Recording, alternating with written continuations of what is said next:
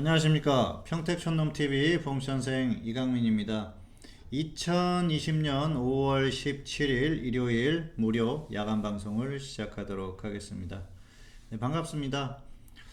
주말만 되면은 날씨가 별로 그렇게 화창하지는 않죠. 뭐 일부 지역에서는 또 뭐 날씨가 좋지 않고 또 비도 오고 그런 날씨가 지속되고 있어요. 토요일에는 또 비가 조금 왔었고요. 지금 녹음을 하고 있는 이 시간은 토요일 오후 11시 22분입니다. 그래서 뭐 내일 또 어떤 변수가 있을지 모르겠지만 아직까지는 뭐 특별한 변수는 없어요. 트럼프가 계속해서 또 한 건 하고 있는 그런 분위기죠. 어쨌든 뭐 역시 시장의 가장 큰 변수는 트럼프가 아닌가 생각을 합니다. 그래서 좀 상황을 지켜봐야 될 것 같고요. 주말 잘 보내셨는지 모르겠습니다. 5월에 벌써 중순이 됐고요. 개인적으로는 조금 약간 아쉬운 5월이 흘러가고 있는데요. 어쨌든 아직까지는 좀 많이 남아 있어요. 그리고 아쉽다는 게 사실 좀 수익을 많이 낼 수 있는 기회가 있었는데 조금 아쉬워요. 어쨌든 뭐 생각했던 흐름대로 흘러가고 있기 때문에 결과적으로는 좋은 결과가 나올 거라고 생각을 하고 있는데 아직까지는 그렇게 생각했던 것만큼 만족스럽지는 않다. 뭐 그런 그 상황이고요. 어쨌든 5월은 계속해서 기대를 하고 있습니다. 자, 그리고 상당히 중요한 한 달이 아닌가 생각을 합니다. 5월이 여러 가지로 중요한 그런 한 달이 될 것 같고요. 어쨌든 이번 달도 또 이번 다음 주도 또 좋은 결과들 있기를 바라겠습니다. 자, 오늘도 순서대로 진행을 하도록 하겠습니다. 먼저 수익률 점검인데요. 작년에 수익률은 무난하게 나왔다는 말씀을 계속 드리고 있어요. 그리고 올해는 뭐 3월, 4월이 괜찮았습니다. 그리고 5월도 나쁘지는 않아요. 결과적으로는 괜찮을 걸로 생각을 하고 있고요. 흐름은 괜찮습니다. 그래서 뭐 크게 걱정하거나 그러지는 않습니다.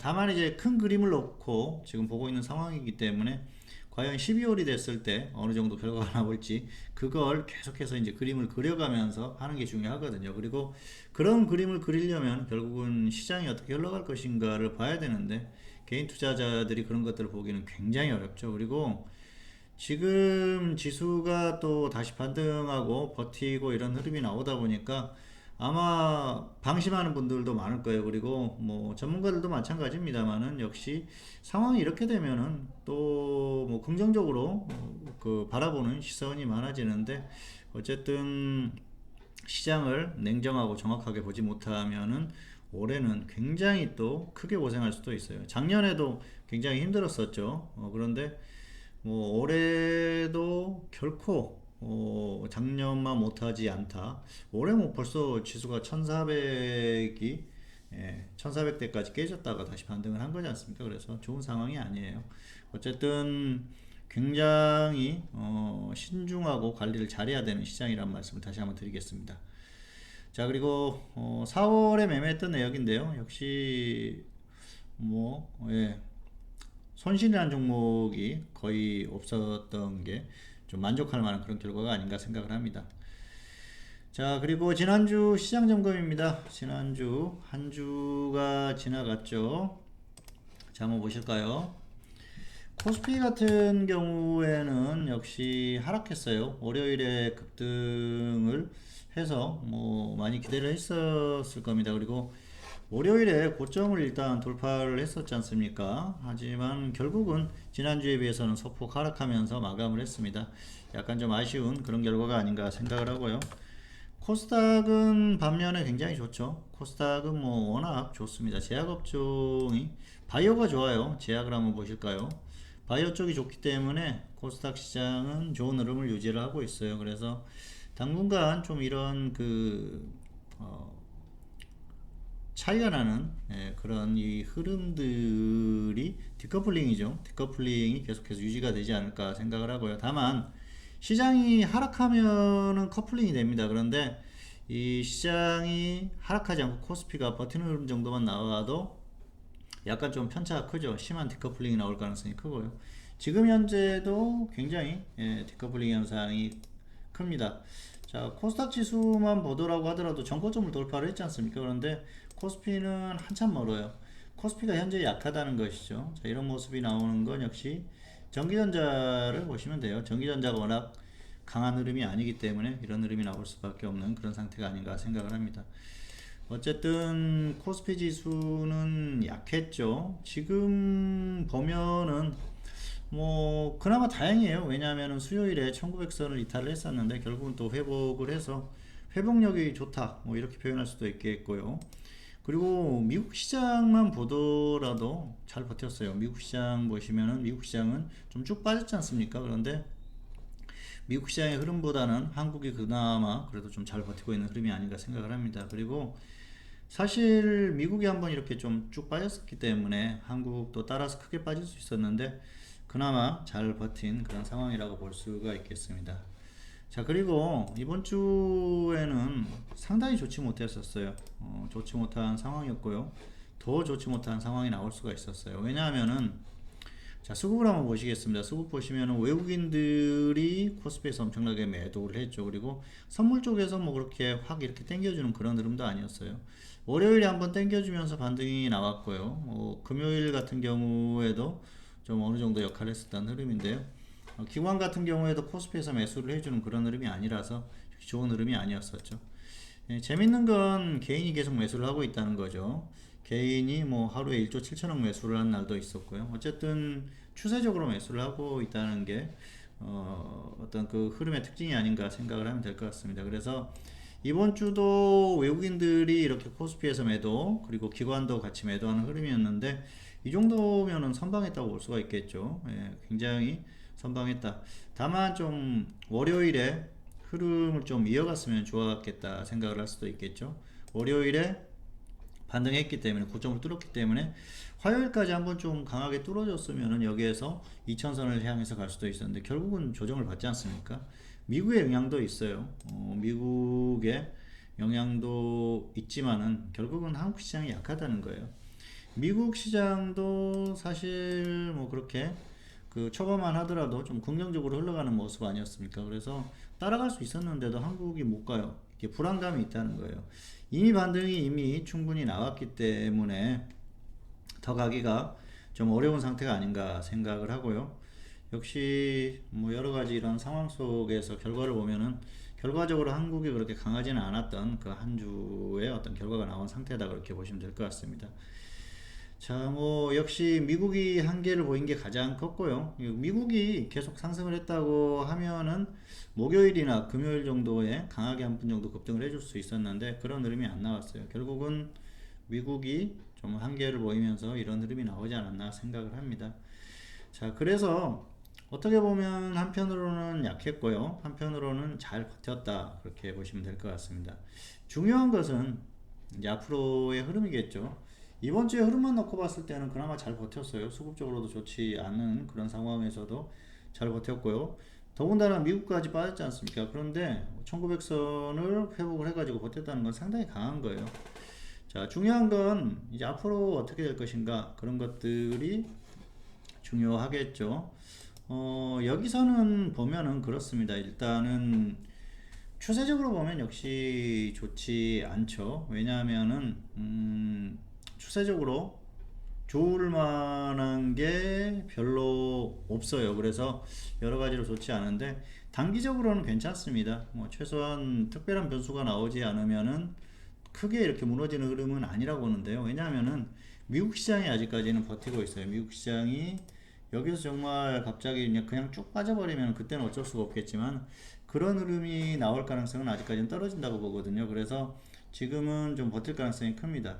트럼프 대통령이 계속해서 증시를 붙들고 있는 그런 흐름이지 않습니까? 그래서 뭐 크게 무너질 것 같지 않고요.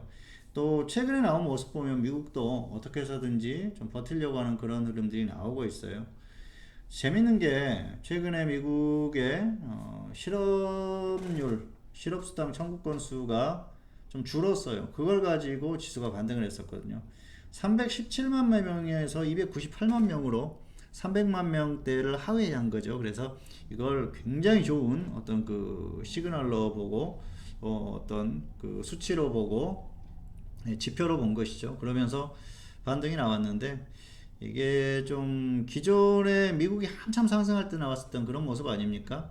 호재만 받아들이고 악재는 별로 보지 않는, 뭐 어쨌든 코로나 때문에 완전히 무너졌던 상황에서 이게 개선되는 그런 흐름이 나오니까 이런 반등의 흐름이 나오는 게 아닌가 생각을 합니다. 그래서 어쨌든 단기적으로는 미국 시장이 그렇게 크게 무너지기보다는 좀 버틸 가능성이 상당히 높아요. 어쨌든 무너지지 않고 좀 버티는 흐름이 나오면서 그런 흐름 속에서 또 한국 시장도 같이 좀 버티는 흐름이 나오지 않을까 생각을 합니다. 그래서 현재의 흐름은 아직까지는 완전히 무너지는 흐름보다는 역시 단기적으로 계속 버티는 흐름을 유지할 가능성이 상당히 높다, 그렇게 보고 있습니다. 그래서 지금은 뭐 그렇게 크게 걱정할 필요는 없는 그런 상태인데요.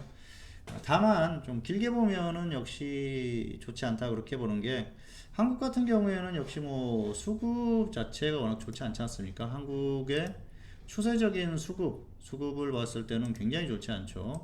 자, 뭐 보시면은 어떻습니까? 길게 보면은 역시 외국인들이 계속 매도를 하고 있어요. 그리고 개인만 매수를 하고 있는 그런 상황이기 때문에 여기에서 시장이 간다는 건 사실 말이 안 돼요. 그래서 하락하는 게 정상적이다, 그렇게 보시면 될 것 같습니다. 어쨌든 지금 뭐 수급적으로 봤을 때는 지수가 그냥 빠져도 전혀 이상할 것이 없는 그런 상태가 아닌가 생각을 하고 있습니다. 그래서 한국만 놓고 봤을 때는 역시 시장이 상승하는 것보다는 하락할 가능성이 상당히 높다, 그렇게 보는 게 맞을 것 같습니다.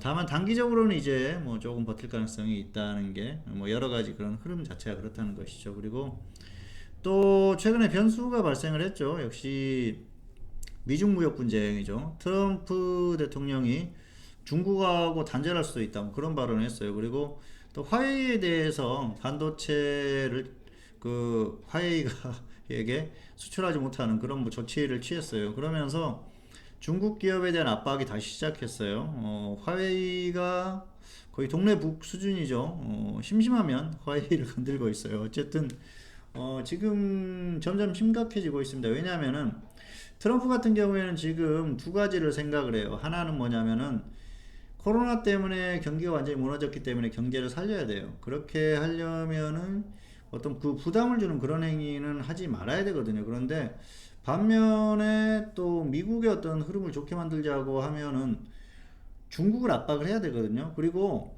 이번 코로나 사태가 결국은 트럼프 대통령의 잘못이 아닌 대응이나 이런 것들의 문제로 인해서 사망자가 많이 발생했다거나 문제가 발생한 게 아니고 중국이 잘못해서 이 문제가 발생을 했다, 이런 것들을 강조하기 위해서 중국을 계속 압박하는 것이죠. 결국은 이런 것들이 미중 무역 어떤 그 분쟁, 이런 것들로 이어지고 있는 그런 상황이라고 보시면 될 것 같습니다. 자, 그래서 지금 같은 경우에는 두 가지죠. 트럼프 대통령은 경제도 살리고 증시도 좋으면 좋겠지만은 반대로 본인의 그 대통령의 당선 가능성도 높이고 책임을 회피하기 위해서는 중국을 압박해야 되거든요. 결국은 이게 시장에는 장기적으로 봤을 때 압박이 될 가능성이 상당히 높습니다. 경기의 어떤 흐름은 뭐 현저히 좋지 않아진 것은 너무나 당연한 흐름 아닙니까? 그런데 이 상황에서 결국은 트럼프 대통령이 중국하고 이제 싸우는 그런 흐름이 나오게 되면은 뭐 관세를 물린다든지 또 중국과의 무역이라든지 이런 것들을 엄청나게 압박을 한다든지 하게 되면은 결국은 좋지 않다는 것이죠. 그래서 이게 시장을 또 은근히 압박을 하고 어느 순간 되면은 이런 것들이 시장을 또 흔들 가능성이 상당히 높습니다. 결과적으로는 추세적으로 좋지 못할 가능성이 상당히 높다는 것이죠. 그렇게 되면은 한국도 결국은 계속해서 조금 더 버티는 흐름이 나오겠지만은 어느 순간에는 무너지는 상황이 올 거라는 것이죠. 그래서 결국은 한국도 그렇게 장기적으로 봤을 땐 다시 저점을 이탈할 가능성이 상당히 높죠. 역시 그런 추세적인 흐름이 예상되고요. 하지만 아직까지는 단기적으로는 최소한 좀 버티는 시나리오가 예상이 됩니다. 아직까지는 시장이 무너지는 흐름이 아니고요. 미국도 최대한 버티려고 하는 흐름이 나오고 있고요. 한국도 마찬가지예요. 그래서 아직까지는 뭐 고점 박스권이라는 말씀을 계속 드렸습니다만은 고점에서 혼조세 이 흐름이 유지될 가능성이 상당히 높습니다.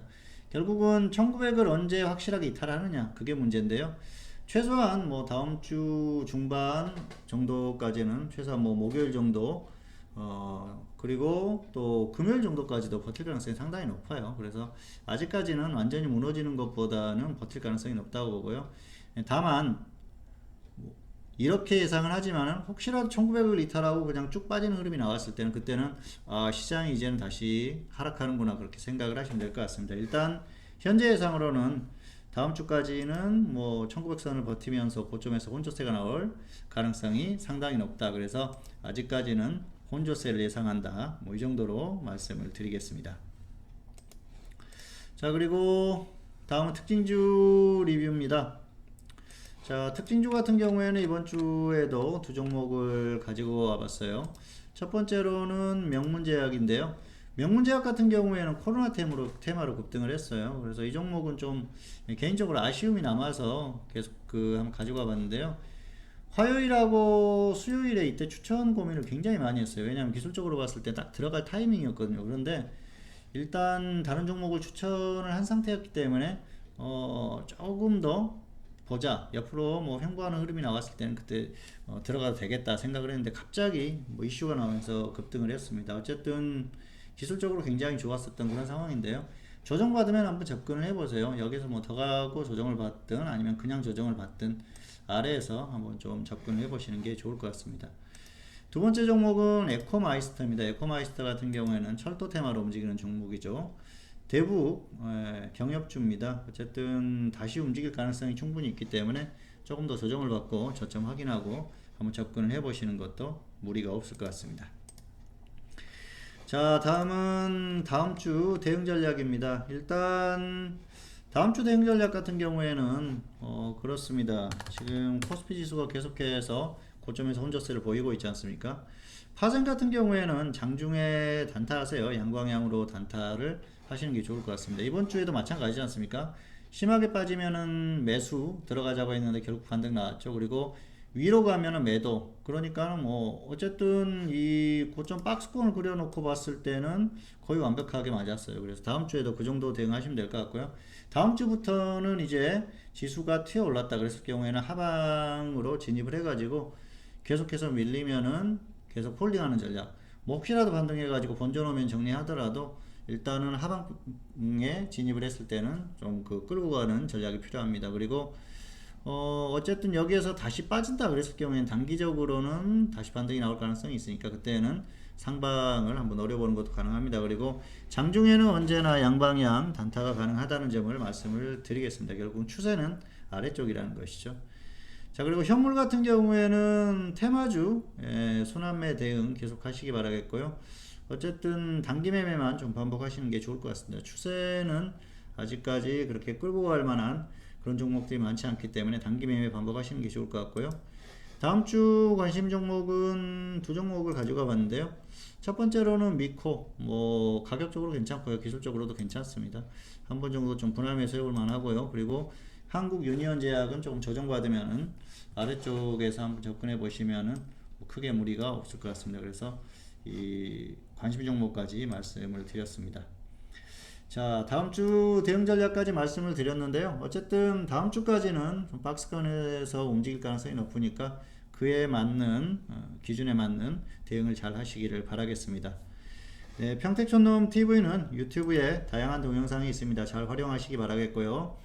2020년 5월 17일 일요일 무료 야간 방송 오늘 순서는 여기서 다 마치도록 하겠습니다. 어쨌든 뭐 지금 시장 자체가 그렇게 아주 나쁜 상태는 아니에요. 계속해서 버티는 흐름이 나오고 있고요. 아직까지는 버티는 흐름이 나오고 있기 때문에 너무 걱정할 필요는 없을 것 같습니다. 다만 지금 지수가 이미 반등이 나올 만큼 충분히 나왔어요. 지수가 이미 반등이 많이 나왔기 때문에 여기서는 크게 기대할 게 없다는 것이죠. 사실 위로 가면은 느리고 그리고 작습니다. 그런데 아래로는 빠르고 클 가능성이 상당히 높거든요. 그런 것들을 봤을 때는 지금은 절대로 무리할 필요가 없는 그런 상황이 아닌가 생각을 합니다. 가끔가다 이제 시장이 괜찮다 싶으면은 좀 무리하게 이렇게 대응을 하시는 분들이 계시는데 지금은 그럴 필요가 없어요. 그래서 항상 좀 조심하라는 말씀을 다시 한번 드리겠습니다. 네, 어쨌든 오늘 방송은 여기서 마치도록 하겠고요. 저는 다음 시간에 다시 찾아뵙도록 하겠습니다. 감사합니다.